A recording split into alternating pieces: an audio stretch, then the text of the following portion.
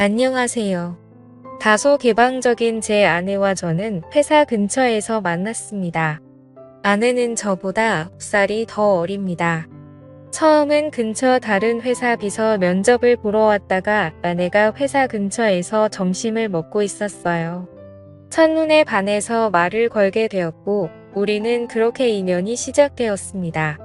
우연치 않게 만나게 되어 짧은 연애 기간을 거쳤고 바로 결혼을 하였습니다.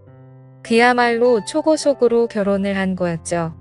결혼할 때 장모님께서 요즘에는 10살 정도 차이 나는 커플들은 많이들 있기도 하고 잘들 사니까 크게 문제될 거라는 생각은 없다며 허락해 주셨어요. 장모님은 어린 나이에 사고를 쳐서 제 아내를 낳게 되었고 장인 어른은 일찍 돌아가셨다고 하더라고요. 힘든 와중에도 자신과 아이를 포기하지 않고 열심히 사셨다고 들었습니다. 아내와 결혼을 하고 순탄한 가정 생활을 지내다 결혼 2년 차가 다 되었을 때 제 아내는 임신을 하게 되었습니다.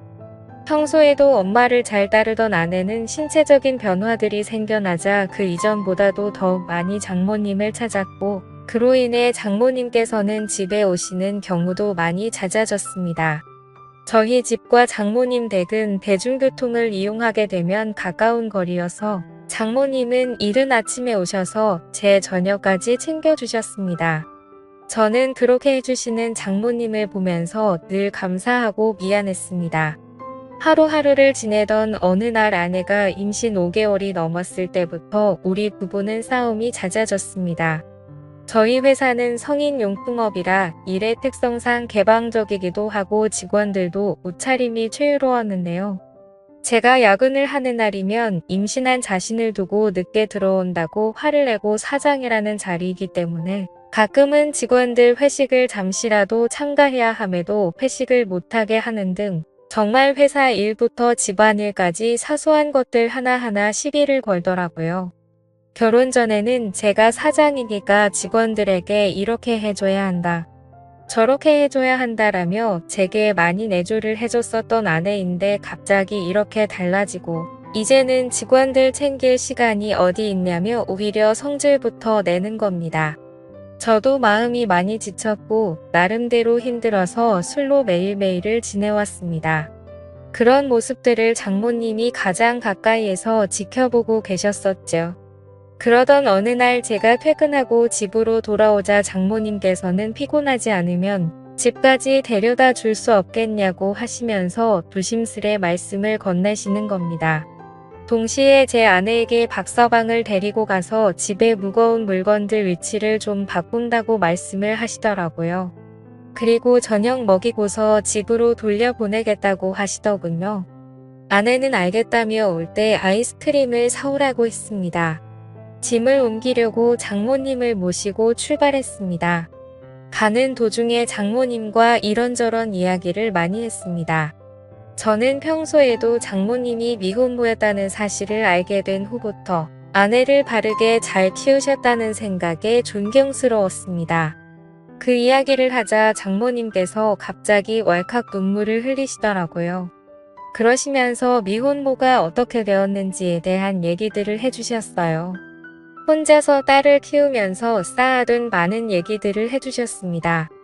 저는 그런 장모님을 보면서 어린 나이 때부터 마음고생이 심하셨겠구나 생각도 들었고 장모님이 이제는 제게 마음을 많이 열어줬구나라는 생각을 하였습니다. 그런 이야기를 듣고 있자니 저도 덩달아 마음이 아프고 여자같이 여린 장모님을 보면서 감정이 묘했습니다. 장모님 댁에 도착하자 무거운 식탁이나 물건들을 선발에 올려달라고 말씀해 주셨고 밑에서 도와주신다며 제 아래에 계셨습니다. 아까부터 묘한 감정에 휩쓸렸던 저는 저도 모르게 아래가 달아올랐고 장모님 눈앞에서 서버렸습니다. 너무 민망해서 가리고 싶었지만 두 팔은 이미 물건을 들고 있어서 다 보셨을 겁니다. 그날은 도망치듯 밥도 안 먹고 집으로 돌아왔습니다. 하지만 그때부터 저희들 사이에는 문제가 생겨났습니다. 점심에 매일 밖에서 음식을 사서 챙겨 먹던 저를 안쓰럽게 생각해 주셨는지 장모님은 도시락을 직접 싸서 제게 가져다 주셨습니다.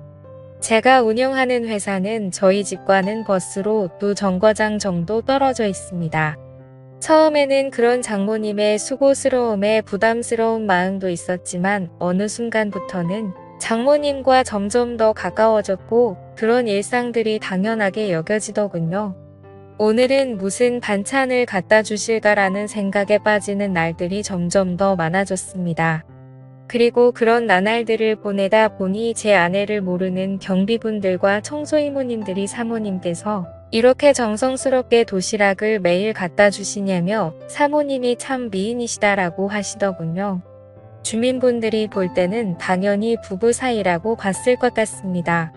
장모님은 저와 나이 차이가 많지 않았고 미모도 훌륭하셨으니까요. 심지어 누가 장모님이 이렇게 매일 같이 도시락을 싸서 직접 갖다 주리라고 상상이나 할까요? 저는 살면서 이런 따뜻한 배려를 받는 건 처음이었고 정말 아내와 장모님의 행동이 비교가 되면서 뭔가 마음이 자연스레 흘러가더라고요. 그렇게 시간은 흘렀고 아이가 태어났습니다. 아이가 나오는 시간이 정말 길어서 아내가 산통으로 정말 고생을 많이 했었습니다. 아내는 그렇게 아이를 낳고 산후조리원에 있었고 그동안 저는 혼자서 집에 있어야 했습니다. 장모님은 집에만 있으면 뭐 하냐면서 아내도 케어하고 저녁엔 저희 집에 와서 살림을 해주시겠다고 했습니다. 첫째는 제가 산후조리원에서 밤늦게까지 있다가 집으로 돌아와서 별다른 일이 벌어지지 않았는데 둘째 날부터 결국에는 벌어져서는 안 될 사단이 일어나고야 말았습니다. 집에 도착했는데 짧은 반팔티에 굉장히 짧은 바지를 입고서 바닥을 닦고 계시는 겁니다.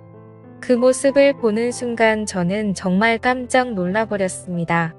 사실 말이 장모님이지 40대 초중반의 장모님은 밖에서 보면 어느 남자들이나 뒤돌아볼 만큼 미모가 훌륭했고 몸매는 말도 할 게 없고 30대 못지않은 미녀였습니다. 장모님이 아니라 다른 여자였다면 이렇게 놀라지도 않고 아마도 계속 몰래 쳐다보았을 겁니다. 아마 다른 남자들도 공감하실 겁니다. 하지만 그런 광경을 보기에는 너무 부담스러웠고 그렇다고 또 장모님을 보고 좀 단정하게 입어주시면 안 되겠습니다라고 하기도 어려운 상황이었어요. 결국 저는 조심스럽게 눈을 돌린 채 얼른 제 방으로 들어갔습니다. 그렇게 장모님은 집 여기저기를 한참 청소를 하시더니 저녁 식사를 차릴 테니 얼른 씻고 나와서 식사를 하라고 하시더군요. 그렇게 저는 샤워를 하러 들어갔고 장모님과 단둘이 집에 있는데 이렇게 샤워를 하고 있다니 뭔가 기분이 묘하고 야한 생각이 들기까지 하더라고요. 저는 샤워를 마치고 장모님과 저녁 식사 자리를 가지면서 밥을 먹고 있었습니다. 장모님은 그동안 딸이 임신하고부터 아내가 그동안 저에게 했던 행동들에 대해서 이해해달라면서 미안하다고 사과를 하시더라고요. 저는 충분히 이해한다며 걱정 말라고 말씀을 드렸고요. 장모님과 저는 그렇게 이런저런 얘기를 나누면서 식사를 하고서 소맥 한 잔을 마시기 시작했는데요. 한 병이 두 병이 되고 두 병이 세 병이 되고 점점 마시다 보니 장모님과 저는 금세 술에 조금 취하게 되면서 그때 이미 저희들 사이의 아내의 존재는 서서히 흐려지기 시작했습니다.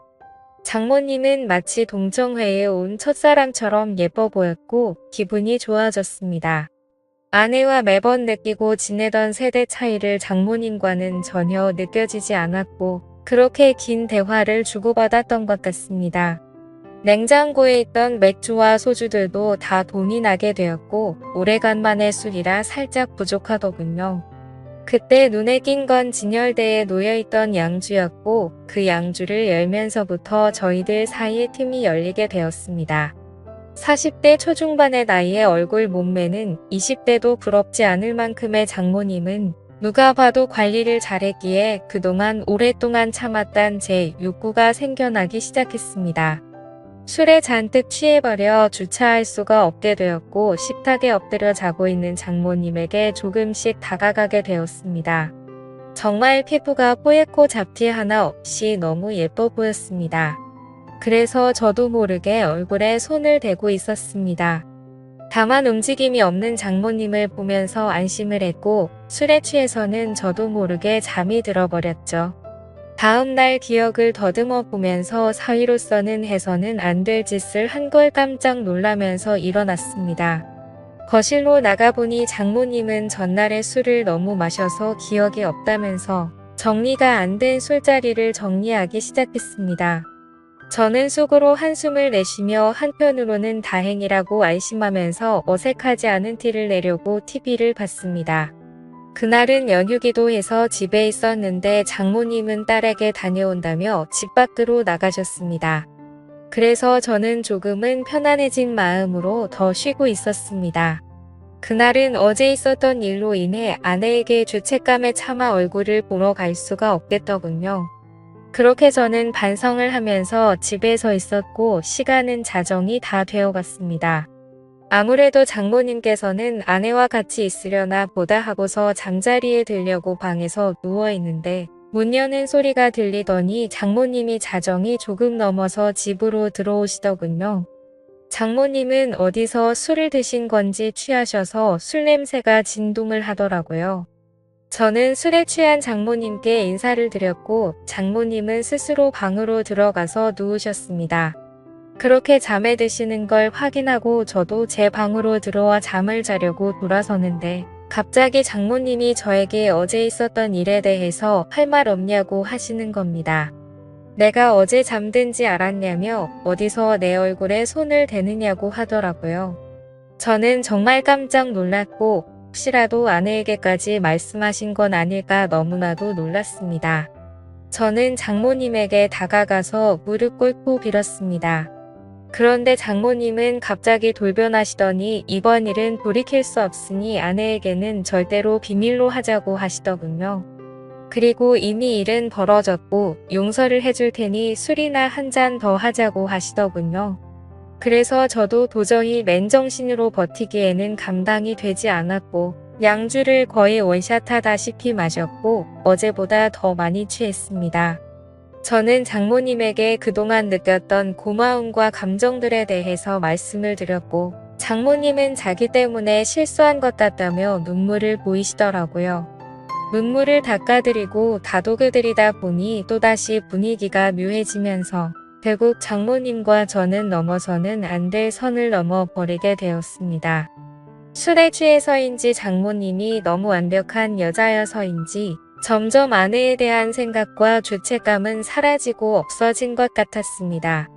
그렇게 그날 이후로는 아내에게 가는 시간 외에 집에 있을 때는 저희 둘은 거의 부부와 다름없이 지내게 되었습니다.